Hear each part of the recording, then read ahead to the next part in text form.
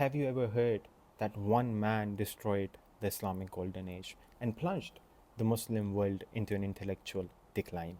His name is Abu Hamid Al Ghazali, and this accusation still echoes today by casual critics or popularizers.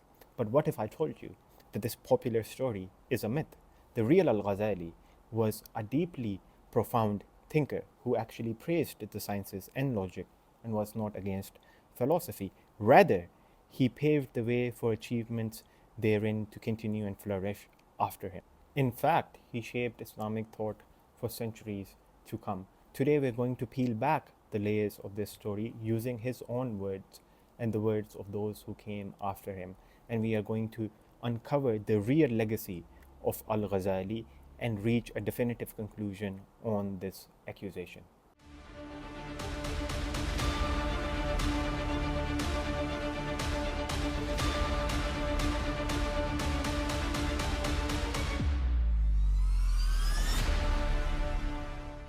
However, before we start, we must ask who Al Ghazali was to begin with and what was the context of his times.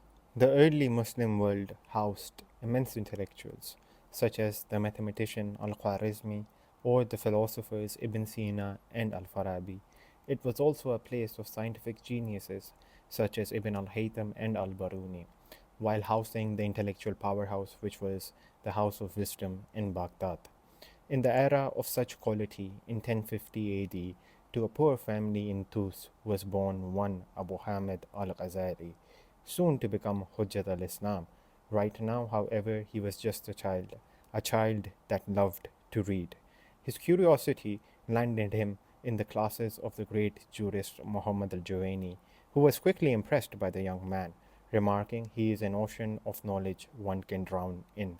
Soon Al Ghazali surpassed all of his peers and became one of the greatest teachers of his time.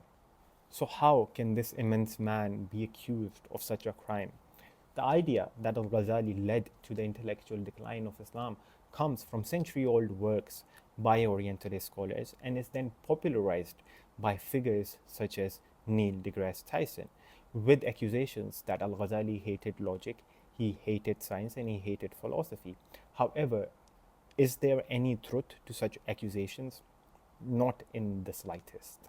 In order to demonstrate this, we will systematically go through Al Ghazali's view on all of these sciences aforementioned. In regard to mathematics, Al Ghazali says in his book Munqidh min al-Dalal, this embraces arithmetic, plane geometry, and solid geometry.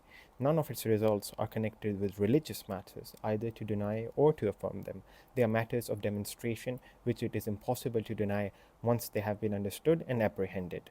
So thoroughly convinced of the rational demonstration of maths was Al Ghazali that he questioned his own perception based upon it. He writes, "The eye sees a star and believes it as large as a piece of gold, but mathematical calculations proves, on the contrary, that it is larger than the earth. These notions and all others which the senses declared true are subsequently contradicted and convicted of falsity in an infrangible manner by the verdict of reason." To just put the matter beyond doubt, he goes on to further say in the book, "A grievous crime indeed against religion has been committed by the man who imagines that Islam is defended by the denial of the mathematical sciences." As can be seen explicitly, Al Ghazali was not against maths in the slightest. As a matter of fact, he considered it to be infallible and defended it thoroughly throughout his works. He even called it a crime against religion if one believes that Islam means the rejection of the mathematical sciences. His views on physics were no different. He says, "The object of this science is the study of the bodies which compose the universe, the sky and the stars, and here below simple elements such as air, earth, water, fire, and compound bodies, animals, plants, and minerals, the reason for their changes, developments, and intermixture. By the nature of its researches, it is closely connected with the study of medicine, the object of which is the human body, its principal and secondary organs, and the law which governs their changes. Religion, having no fault to find with the medical sciences, cannot justly do so with the physical." It is hence certainly baffling how certain popularizers would make this accusation against Al Ghazali. In fact, he was for the complete advocacy of the mathematical and the physical sciences. And also, his theory of science is something that is far more compatible with the modern scientific method than any other theory that one may encounter in the Islamic tradition. But more on that later. As for now, let us move on to his views on logic. This science, in the same manner, contains nothing for or against religion. Its object is the study of different kinds of proofs and syllogisms, the conditions which should hold between the premises of a proposition, the way to combine them, the rules of a good definition, and the art of formulating it. For knowledge consists of conceptions which spring from a definition or of convictions which arise from proofs. There is therefore nothing censorable in this science, and it is laid under contribution by theologians as well as by philosophers.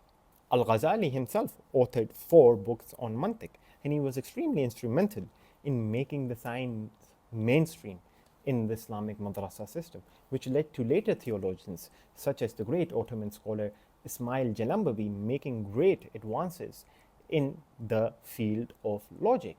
After all, Al Ghazali was a rational theologian himself, and one of his arguments are still used to this day by the Christian scholar William Lane Craig in the shape of the Kalam cosmological argument. It is, however, important to note over here that the argument that William Lane Craig uses is not a pure representation of Al Ghazali's argument, as it does not have the same ontology, making it a far weaker argument, but that is a story for another day. So the question then arises, how can anyone accuse Al Ghazali of leading to the intellectual decline of Islam when he was so in favor of the sciences? And the answer to this is that this arises from a century-old Orientalist accusation, which was made by the Western Orientalist scholars. And the reason for this was that apart from their method being extremely bigoted, they wanted to find a conflict between tradition and the sciences as had existed in their own history, meaning between the church and the sciences. And in order to do so, they tried to blame it all on Al Ghazali. However, in modern academia, this accusation, or this which is called the classical narrative, is no longer held, and it has thoroughly been refuted and rejected by many of the modern Western scholars. And so we will begin by quoting a few of them. And the first person that we will quote is Dr. George Saliba, who writes in his monumental work, Islamic Science and the Making of the Renaissance. He first summarizes the assumption of the classical narrative as follows. This narrative seems to start with the assumption that Islamic civilization was a desert civilization, incapable of producing the sciences on its own. In this context, very few authors would go beyond the characterization of the Islamic Golden Age as anything more than a reenactment of the glories of ancient Greece, and less so the glories of ancient India or Sasanian Iran. The classical narrative, however, persists in imagining that the Islamic science that was spurred by these extensive translations was short-lived as an enterprise, because it soon came into conflict with the more traditional forces within Islamic society, usually designated as religious orthodoxies of one type or the other. The anti-scientific attacks that those very orthodoxies generated are supposed to have culminated in the famous work of the 11th-12th century theologian Abu Hamid al-Ghazali. Saliba rejected this understanding of the rise and decline of science in Islamic civilization as a Western projection of its own history with the church, a war between rationalism and traditional religious thought. Saliba then goes on to document several important scientific discoveries far advanced beyond the previous generation that happened centuries after Al-Ghazali. For instance, Saliba noted the discoveries of the scholars such as Ibn al-Nafis, the 13th century medical practitioner who discovered the circulation of blood, and Kamal al-Din al-Farisi of the 14th century, who advanced the science of optics far beyond his more famous predecessor, which is Ibn al-Haytham. And he was the first person to understand how the colors of the rainbows were produced by creating his own instruments. However, perhaps the greatest discoveries were made in the science of astronomy, which led to a thorough critique of the Ptolemaic system, which led to Copernicus coming up with a paradigm shift in our understanding of the planets and the solar system. All of this is evidenced by the advanced works of the 16th century astronomers such as Shams al-Din al-Khafiri. In other words, the post-Ghazali centuries were ripe with scientific discoveries. Saliba, in fact, completely rejects the intellectual decline narrative to begin with, and instead proposes that Islamic sciences, instead of simply being an accidental appropriation of Greek sciences, were in fact due to scientific intellectualism that was intrinsic to the culture itself. And this is something that is largely accepted in academia today. As Ahmad Abdallah writes, to start with, what are the socio-political conditions and the cultural aptitudes that triggered interest in the translation and science in the first place? Secondly, what were the cultural conditions and cultural aptitudes that enabled a significant community of interest to know how to translate in complex scientific texts? To develop the technical terminology needed for the transfer of scientific knowledge between two languages, to understand scientific texts once they were translated, and to constructively engage with the knowledge derived from them. Seen in this light, translation is not a mechanical process, but part of a complex historical process that is not reducible to the transfer of external knowledge. Rather, it involves forces intrinsic to the receiving culture. Most importantly, the epistemological conditions eternal to Islamic culture at the time of the translations. Frank Griffel, perhaps the leading scholar on Al Ghazali in the modern world, similarly rejects the intellectual decline narrative altogether. He takes particular issue with proposing that Al Ghazali was anti science in any capacity. In fact, Frank Griffel thinks that Al Ghazali's theory of science is something that is far more compatible with the modern scientific method than any other theory. Just to catalog some works that talk about the advancements post-Ghazali: Khalid al-Roehib, Islamic Intellectual History in the 17th Century, and Robert Wisnowski, The Nature and Scope of Arabic Philosophical Commentary in Post-Classical Islamic Intellectual History. As has been thoroughly displayed by this point, that Al-Ghazali did not lead to the decline of the sciences in the Islamic realm, if there was even a decline to begin with. And the sciences flourished well after him. However, before we end, we will tackle another accusation that is made against Al-Ghazali, which is that he led to the decline of philosophy in the Islamic world. And the reason that this accusation is made is that it stems forth from his scathing work, Tahafut Al Falaasifa, in which he critiques the philosophers. And yes, that is Tahafut Al Falaasifa, not Tuft Al Falafel. Before we can dive into the contents of the book and the context in which it was written, we must first make a very important distinction, which is that Falsafa, as it was used in Islamic classical terminology, is very different to the broad modern term of philosophy. Falsafa largely referred to some very particular positions in metaphysics and methodological commitments made therein. In order to highlight this difference, we will go to Abdurrahman al-Mehrik, who is a doctoral student in the Ludwig Maximilian University of Munich. He says, philosophy, in the sense that it is used today, is much broader than what was meant by the pre-modern Islamic tradition. There is an amount of overlap between the two, but the correspondence is not one-to-one. Indeed, the subjects covered in modern philosophy cannot be found in a single corresponding subject in the Islamic tradition, whether it is philosophy or kalam. One would have to examine the kalam tradition for answers on epistemology, metaphysics, God, prophethood, the self, good and evil, and eschatology. For more specific epistemological subjects, philosophy of language, and the very pressing questions of interpretation and hermeneutics, one would have to consult the science of usul al-fiqh, which is primarily a type of philosophy of interpretation and a philosophy of law. For questions that relate to ethics and psychology and other ways of understanding existence, one would need to consult the literature of Sufism.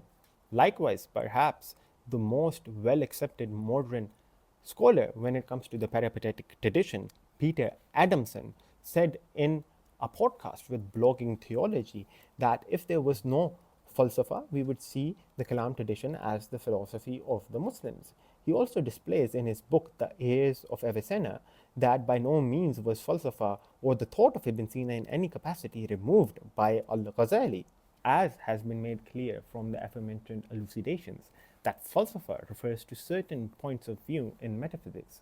And metaphysics in of itself is something that is necessary. However, Falsafa, and then the later group named Falasifa, refers to the philosophy of Ibn Sina, Al-Farabi, Ibn Rushd, and their heirs.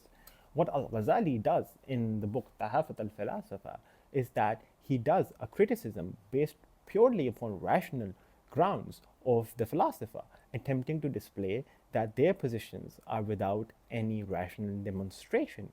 Burhan. Now, are we to criticize Al Ghazali for simply doing an intellectual criticism? Are we to suggest that certain thinkers in history are beyond approach and they cannot be rationally criticized? Of course, any rational person over here would say that that is preposterous. Everyone is open to scholarly criticism. Now, in terms of the contents of the book, Al Ghazali attacks the philosophers purely rationally on 20 of their positions. Three of them, namely the eternality of the world, the denial of God's knowledge of particulars, and the denial of bodily resurrection, is something that he deems to be completely irreligious and unacceptable. Now, to go into the specifics of the criticisms and their veracity is not in the scope of this documentary. However, we will deal with two pertinent points that do concern us in this documentary. The first point is that since the philosopher were scientists, any attack against them is akin to an attack against science. And this cannot be further from the truth, as many of the aforementioned scientists were in fact not from the philosopher, they were rather from the Ash'ari school of thought, which is also something that Al Ghazali himself was from. And they made their own criticisms against the philosopher based upon scientific grounds, such as Al-Biruni, who wrote letters to Ibn Sina claiming that his views were completely and utterly against scientific evidences. And the same thing was done by Ibn al-Nafis. He accused them similarly of being against science. And the same thing was done by Ibn al-Haytham. Ibn Khaldun, for example, the great historian, also writes that the philosopher and their methodology is against all empirical and rational basis. Abdur Rahman al-Mehrig writes, the metaphysical system of the philosophers has very little empirical and rational basis. On both accounts, Ibn Khaldun was correct, just as the Ash'aris before and after him were correct. Much to the dismay of their supporters, it turns out, for example, that the celestial spheres, i.e. the planets, are not eternal, simple, abstract objects with an intellect whose perpetual motion controls the phase of the universe. They are, as the Mutakallimun said, merely composite physical objects that have a beginning in time. In fact, the Ash'ari Kalam that Al Ghazali held to is far more compatible with modern science and philosophy than the Aristotelian physics and philosophy that most of the philosopher held to.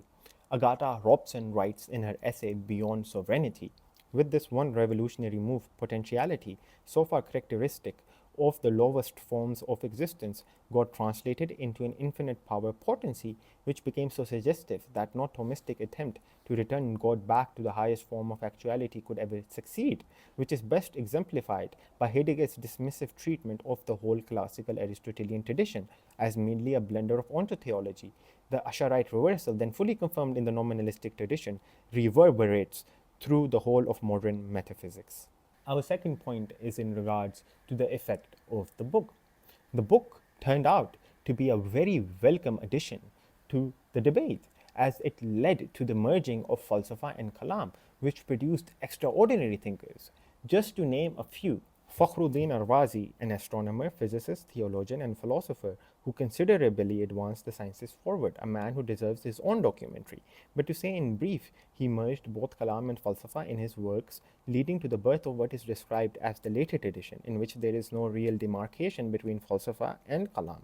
His form of philosophy led to monumental thinkers such as Al-Sharif al-Jurjani, Sa'ad ad-Din al-Taftazani, Jalal al-Din al-Dawani, Ismail Jalambavi, and the entire Khairabadi tradition in the Indian subcontinent. The tradition continued all the way up to the last Sheikh of Islam of the Ottoman Empire, Mustafa Sabri.